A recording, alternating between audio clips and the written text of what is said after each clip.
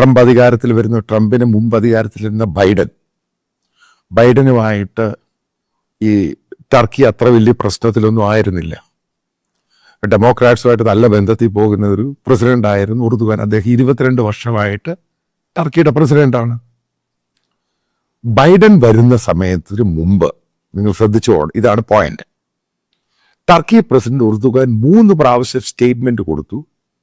ഈ ഹമാസുമായിട്ടും middle east issue ആയിട്ട് ബന്ധപ്പെട്ട് ടർക്കി ഇസ്രായേലുമായിട്ട് യുദ്ധത്തിന് തയ്യാറാണ്. അപ്പം മനസ്സിലാക്കുക, ആ സ്റ്റേറ്റ്മെന്റ് പുറകെ ഇറാന്റെ സ്റ്റേറ്റ്മെന്റ് വരുന്നു.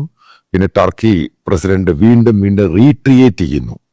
അവിടെ അമേരിക്കൻ പ്രസിഡന്റ് പറഞ്ഞു, വേണ്ടാത്ത സ്റ്റേറ്റ്മെന്റ് കൊടുക്കരുത്, നിങ്ങൾ നാറ്റോ അലയൻസിൽ പെട്ട രാജ്യമാണ്, അതിൻ്റെ ഫേവറേറ്റ് രാജ്യമാണ് ഇസ്രായേൽ, ഇതേപോലെയുള്ള സ്റ്റേറ്റ്മെന്റുകൾ പ്രശ്നമുണ്ടാക്കും എന്നൊക്കെ അമേരിക്കൻ അഡ്മിനിസ്ട്രേഷൻ തുർക്കിക്ക് വാൺ ചെയ്യുന്നു.